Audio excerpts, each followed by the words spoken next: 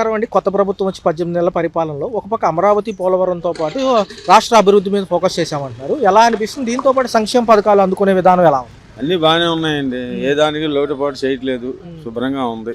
ప్రస్తుతానికి ఏం ఇబ్బంది లేదు. ఎలా ఉంది సార్? అంటే ఈ మాజీ ముఖ్యమంత్రి గారు కూడా మళ్ళీ ఒకసారి ప్రజల్లోకి వస్తానంటున్నారు జనవరి అనంతరం. ఆయనకు కూడా ఏమైనా అవకాశం ఉంటుందా? అవన్నీ మనం ఇప్పుడు చెప్పలేము. అది పోటీ కదా, అది అంటే స్థానిక సంస్థల ఎన్నికలు కూడా ఉన్నాయి కాబట్టి ఎలా ఉంటుంది? చెప్పలేము దాని గురించి ఇంకా మనం. ఎందుకంటే ఎప్పుడప్పుడే ఇప్పుడు ఉత్పత్తి అవ్వాలి కదా. ఇది అవ్వాలంటే ఏం చేయాలి? ప్రజల్లో ఆలోచన రావాలి. అది వాళ్ళు నిర్ణయించుకోవాలి.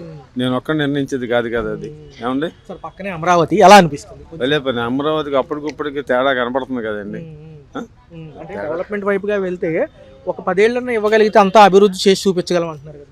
10 ఏళ్ళు కాదండి. ఇది అమరావతి చేయాలంటే ఆయన గారు చేయాలంటే 7 సంవత్సరాలు చేయగలుగుతారు.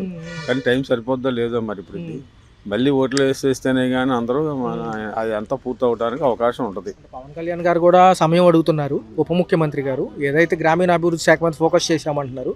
మరి అటు పక్క పల్లెటూర్లు ఇటు పక్క పట్టణాలు కూడా అనుసంధానం అయితే రేపు అమరావతి వల్ల ఎలా ఉంటుంది?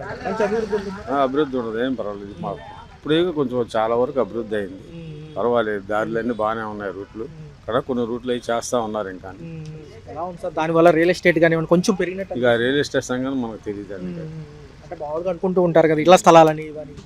స్థలాలనే ఉందండి ఇక్కడ, మామూలుగానే జరుగుతున్నాయి. అంత ఎగుమతి లేదు, అంత దిగుమతి లేదు. ఏదైనా ఇంప్రూవ్ అవుతుంది. అది పెరగంగానే అమరావతి పూర్తవగానే అన్నీ పెరుగుతూ ఉంటుంటాయి. అది మామూలు సహజం. అది రాజధాని కదండి, అది దగ్గరలో ఉంది. ఎటు చూసినా 20 కిలోమీటర్ల లోపే కదా, అంతే కదండి. నిత్యావసర సరుకుల ధరలతో పాటు కరెంట్ ఛార్జీలు ఎలా? కరెంట్ ఛార్జీలు అండి మొన్న 2 నెలల కింద నుంచే కొంచెం ఎంతో ఒక పర్సెంటేజ్ అంతా తగ్గినట్టుగా కనపడుతుంది, అంతేగాని అంతకుమించి ఏమీ లేదు. టోటల్గా చూసుకుంటే ఇదే విధానంలో కనుక ముందుకెళ్తే రేపు భవిష్యత్తు అంతా కూడా ఇండస్ట్రీలు, సాఫ్ట్వేర్ కంపెనీలు అంటున్నారు. ఒక 15 ఏళ్ళు అవుతుంది అంటారు కంపెనీలు అన్ని పూర్తి అని. 15 ఏళ్ళు అవసరం లేదు, గట్టిగా ప్రయత్నం చేస్తే 10 ఏళ్ళలో కూడా పూర్తి అవడానికి కూడా అవకాశాలు ఉన్నాయి. అది చెయ్యాలి, చేసేవాళ్ళు కావాలి. ఫైనల్గా 2029 ఇలాగే ఉంటే వీళ్ళు వస్తారా? మరి ఒకసారి మాజీ మనం చెప్పలేము సార్ అది. ఎందుకంటే ఇది మామూలుగా ప్రజల్లో ఎలా ఉందో అది మీరు తెలుసుకోవాలి. ప్రైవేటీకరణకు మొగ్గు చూపొచ్చా కొంతవరకు అన్నా? ఏదైతే మనకి పాసిబుల్ మెడికల్ కాలేజీలు కానివ్వండి, ఇటు విశాఖ ఉక్కు ఎలా ఇస్తారు? మెడికల్ కాలేజీలు ఇదివరకు గవర్నమెంట్ కాలేజీలో ఉన్నాయి, మళ్ళీ ప్రైవేట్గా ఎలా ఇస్తారు? మనం అనుకుందాం అండి, నువ్వు చదువుకుంటున్నావు కదా, మరి నీకు ఇష్టమేనా ప్రైవేట్గా ఇవ్వడానికి? ఇవ్వడానికి ఇష్టం లేదు కదా. అది అన్న నిర్ణయం చంద్రబాబు గారు, పవన్ కళ్యాణ్ గారు వాళ్ళు నిర్ణయం చేయాలి. నువ్వు నేను అనుకుంటే సుఖం లేదు కదా. చూసుకున్నట్లయితే కొత్త ప్రభుత్వం వల్ల కొత్త సంక్షేమ పథకాలు అందులో ఏమేమి అందుకుంటున్నారు, ఏమేమి రాదు? పింఛన్ వస్తుందండి. రెండోదేమో గ్యాస్ బండ డబ్బులు ఒకటే పడ్డది, ఇంకా 2 పడలేదు. 3 గ్యాస్ బండలు తీసుకున్నాం. సార్, ఇదే విధానంలో ఏదైనా రేషన్ తీసుకుంటాం ఇబ్బంది అవుతుంది? ఏం లేదండి, మంచిగా ఉంది.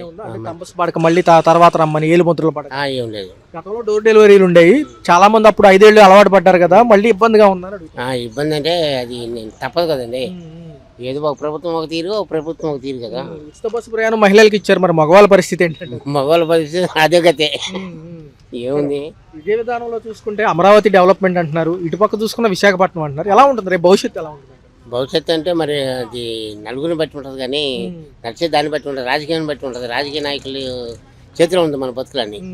వాళ్ళు చెప్తే చేస్తాం. కేంద్రం కూడా ఈసారి గట్టి సపోర్ట్ అంటున్నారు, మరి త్వరితగతిన అయితే బాగుంటుంది. అందే వాళ్ళకి ఇస్తున్నారు, అందిన వాళ్ళకి ఎవరికి లేవు. ఇప్పుడు మనలాంటి లేబర్కి సరిగ్గా చూడట్లేదు. వాళ్ళు ఉన్న వాళ్ళకి చూసుకుంటున్నారు. ఏదైనా అన్నాం అనుకో, వాళ్ళు మంచోడు కాడు, వాళ్ళు ప్రభుత్వం మాకు ఓటేసాడా, ప్రభుత్వానికి వ్యతిరేకం అంటారు.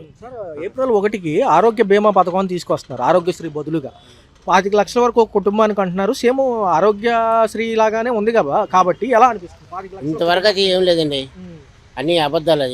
అది నిజం అనే కాదు. ఎందుకంటే ఒకటి సార్, ఇప్పుడు నేనే ఉన్నా, ఉదాహరణ నాకు 62 సంవత్సరాలు.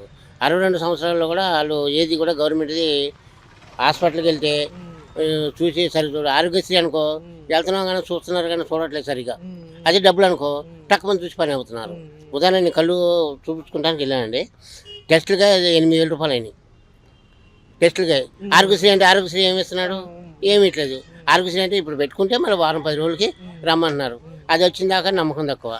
అది వచ్చినా కూడా ఏదో వాళ్ళు చూస్తున్నారు, ఏదో విధిగా అయిపోతుంది. ఇళ్ల స్థలాలకు అప్లై చేసుకుని స్థలాలకు అప్లై చేసినా కానీ ఎవడు ఇవ్వడు, అన్ని అబద్ధాలు అయ్యి అది మాత్రం వాస్తవం. సచివాలయం ఏదన్నా కాగితం కావాలన్నా పనులు అవుతున్నాయి అక్కడ. పనులు కావు అన్నీ ఏదో పైకి ఏంటంటే వచ్చారు ఎంప్లాయీస్ కూర్చున్నారు వాళ్ళ జీతాలు తీసుకున్నాం తప్ప ఏం పేద మానవుడికి పనిచేసిన మానవుడు ఎవరు లేడు. మెడికల్ కళాశాలలో ఏవైతే ఉన్నాయో ప్రైవేటీకరణ చేస్తా ఉంటున్నారు, వద్దంటున్నారు చాలా మంది.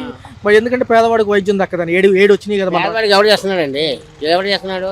ఇప్పుడు గవర్నమెంట్ హాస్పిటల్కి వెళ్తున్నాం, ఓ ట్యాబ్లెట్ ఇస్తున్నాడు, జ్వరం వస్తుందని చెప్తున్నాం, ట్యాబ్లెట్ ఇస్తున్నాడు, ఇచ్చి జంగమంటున్నాడు. అక్కడ గట్టిగా అనుకో మా దగ్గర లేవు ఏం లేవు బయటకు వెళ్ళి చూసుకో అంటున్నాడు. ఎవరిని చూస్తాం? మాజీ ముఖ్యమంత్రి గారు కూడా గవర్నర్ని కలవడం జరిగింది ఇదే ప్రైవేటీకరణకి. కొంచెం మనకి ప్రభుత్వాలు వాళ్ళకి అనుకూలంగా వాళ్ళ జేబులు నింపుతారు తప్ప పేదలకు ఒక్కడు కూడా న్యాయం చేయట్లేదు. అది రైట్ సార్.